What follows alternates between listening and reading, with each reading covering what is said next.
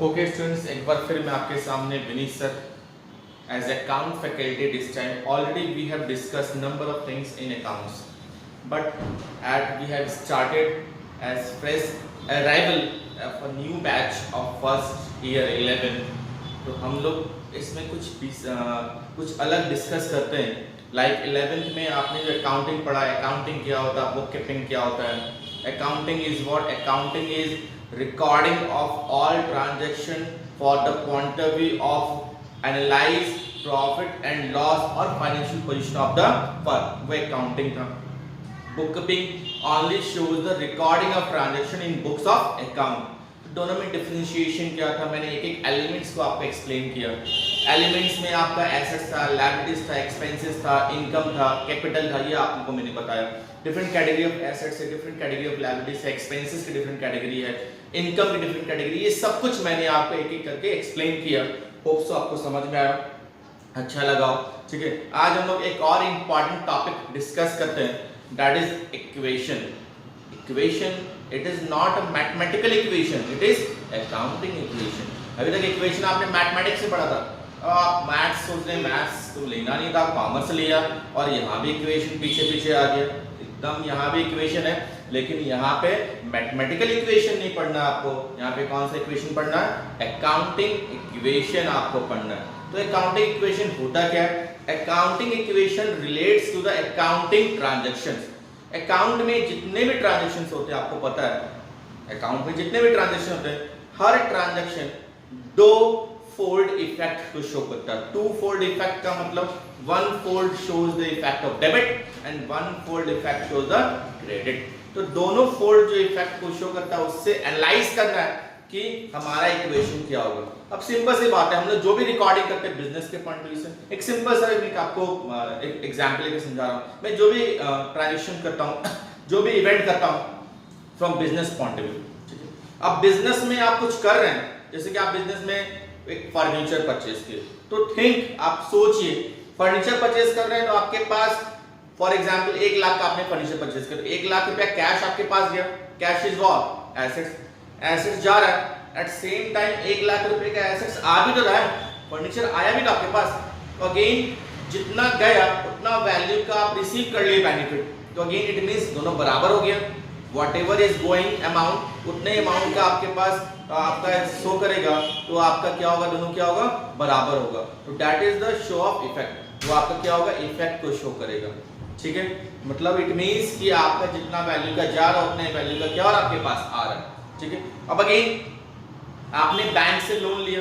Bank से loan लिया आपने 5 लाख रुपए का. तो 5 लाख का जो लोन लिया वो आपके लिए क्या है? लायबिलिटीज, क्योंकि आपको रीपे करना है. तो अगेन वो लायबिलिटीज आपके लिए हुआ.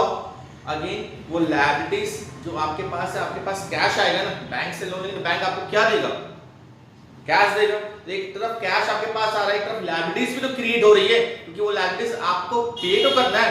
अगेन बुक्स ऑफ अकाउंट में आप शो कर रहे हैं आपके पास कैश आया, कैश इज व्हाट? एसेट्स. और एक साइड आप दिखा रहे हैं लायबिलिटीज. लायबिलिटीज क्रिएट हो रहा है, बैंक लोन लायबिलिटीज, उस लायबिलिटीज को भी तो शो करेंगे.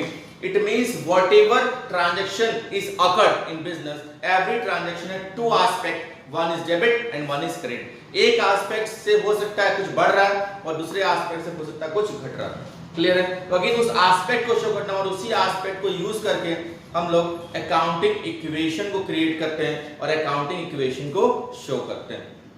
ठीक है, अब मैं आपको एक चीज और समझाना हूं पहले, उसके बाद मैं अकाउंटिंग इक्वेशन जाऊंगा. आप बिजनेस करते हैं, बिजनेस में आप कैपिटल लगाते हैं, लगा रहे कैपिटल. फॉर एग्जांपल आपने 5 लाख का कैपिटल लगाया, 5 लाख रुपए से कैपिटल आपने लगाया. ठीक है, कैपिटल अपना क्या पैसा लगाया, that is capital for you. Again उसके बाद हो सकता है आपने लोन लिया. लोन आपने लिया 10 लाख रुपए का, 10 लाख का लोन लिया. ये लोन आपके लिए क्या है? लायबिलिटीज.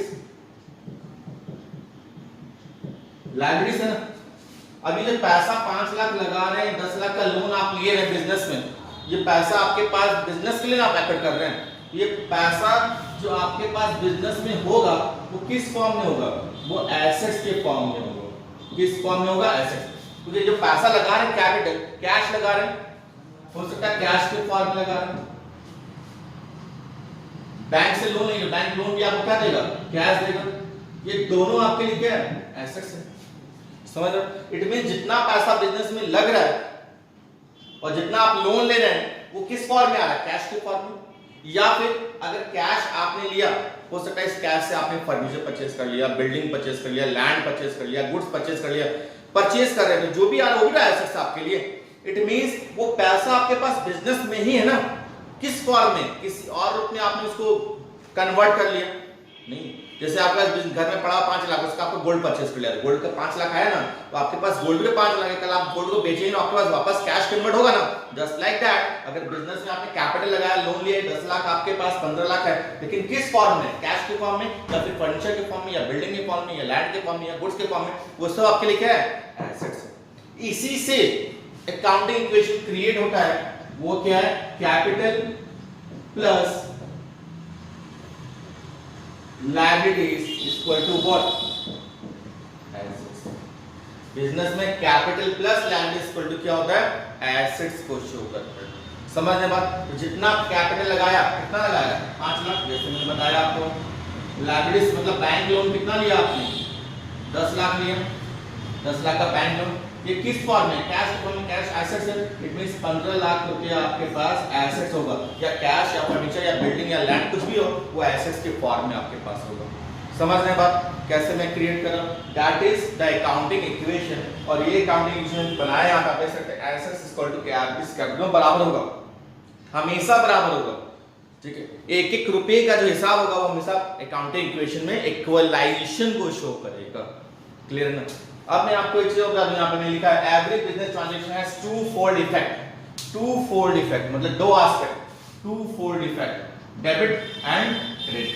जैसे मैंने आपको बताया था, हर ट्रांजैक्शन का दो फोल्ड, कुछ जा रहा है कुछ आ रहा है, क्लियर है, और कुछ आ रहा है कुछ जा भी रहा है, क्लियर है। ये आपका दो फोल्ड ट्रांजैक्शन विल इफेक्ट, जो भी ट्रांजैक्शन होगा, जैसे फर्नीचर परचेज कर रहे हैं, गुड्स परचेज कर रहे हैं, गुड्स सोल्ड कर रहे हैं, सैलरी पे कर रहे हैं, रेंट रिसीव कर रहे हैं, कुछ भी, every business transaction will affect either assets, वो assets को इफेक्ट करेगा। जैसे आपने फर्नीचर लिया तो assets इफेक्ट हुआ ना, assets आ रहा, assets जा भी रहा। liabilities, बैंक से लोन लिया तो liabilities को इफेक्ट करेगा, ये भी बिजनेस ट्रांजैक्शन है। कैपिटल, बिजनेस में कैपिटल लगाया स्टार्ट करने के लिए तो वो भी बिजनेस को इफेक्ट करेगा, बिजनेस ट्रांजैक्शन है। एक्सपेंसेस, सैलरी पे कर रहे हैं तो एक्सपेंसेस पे कर रहे हैं, वो भी ट्रांजैक्शन है, वो भी इफेक्ट कर रहा है एक्सपेंसेस को। इनकम, इंटरेस्ट रिसीव कर रहे हैं, गुड्स सोल्ड कर रहे हैं, इनकम आपके लिए, तो वो भी तो बिजनेस ट्रांजैक्शन है, वो भी इफेक्ट किसको कर रहा है, इनकम। तो किसी ना किसी चीज को इफेक्ट करेगा, और एक किसी ना किसी चीज को इफेक्ट करेगा, और वो किस फॉर्म में होगा, assets equal to liabilities capital. ये आपको जैसे तराजू होता है ट्रांजैक्शंस का, ठीक है, ये एसेट्स वाला है, हमेशा क्या होगा, इक्वलाइजेशन को शो करेगा। इसमें कुछ पूछना है, मेरे से पूछ सकते हैं, देख लीजिए आप। If you want to ask anything, आप पूछ सकते हैं। मैं आपको एक और एग्जांपल लेके समझाता हूँ, ठीक है, इसको आप नोट कर लीजिएगा इतना, ठीक है।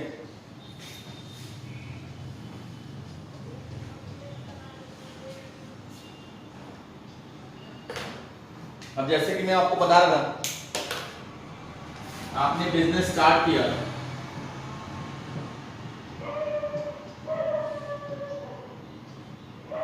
₹10 लाख से आप 10 लाख से बिजनेस स्टार्ट किया, ठीक है। बिजनेस में पैसा लगाया 10 लाख रुपए, कपड़े का बिजनेस, चाय का बिजनेस, कोई भी चीज बिजनेस स्टार्ट किया, 10 लाख रुपए से आपने स्टार्ट किया। 10 लाख से बिजनेस स्टार्ट किया कैश पे बुक में, सिर्फ समझिएगा ये क्या आपके लिए, कैपिटल, क्लियर है ना। अब बिजनेस में आया कैश, लेकिन किस फॉर्म में, कैपिटल के फॉर्म में शो करूंगा 10 लाख रुपया, ठीक है। अब मैं बिजनेस में 10 लाख रुपए लगाऊंगा तो इस 10 लाख से मैं क्या करूंगा, बिजनेस की जो रिक्वायरमेंट है उसको फुलफिल करूंगा। चलो बिजनेस की रिक्वायरमेंट है, मैंने इससे फर्नीचर परचेज कर लिया 2 लाख रुपए, मैंने इससे गुड्स परचेज कर लिया 1 लाख रुपए का, मैंने इससे बिल्डिंग परचेज कर लिया 5 लाख रुपए का। ऐसे 5 लाख में बिल्डिंग आएगी नहीं, लेकिन फिर भी एग्जांपल ले रहा हूं मैं, 5 लाख बिल्डिंग परचेज कर लिया। फर्नीचर परचेज किया 10 लाख में से, गुड्स परचेज किया, गुड्स चाहिए ना गुड्स बेचने के लिए, इसी 10 लाख में से, बिल्डिंग परचेज किया 5 लाख का, इसी 10 लाख में से। अब मैं अगर पूछूं आपके पास बिजनेस में कितना कैश बचा, कैपिटल 10 लाख ही रहेगा हमेशा, क्योंकि बिजनेस में मैंने 10 लाख लगाया, मैं 10 लाख में वापस लूंगा बिजनेस से, लेकिन बिजनेस में 10 लाख कैश आया, उससे आप फर्नीचर, गुड्स और बिल्डिंग परचेज कर रहे हैं। अगर मैं आपसे पूछूं कि बिजनेस में कैश कितना बचा ये सब परचेज करने के बाद, तो क्या बोलेंगे? 10 लाख में 2 लाख, 1 लाख, 5 लाख, 8 लाख खर्चा हो गया।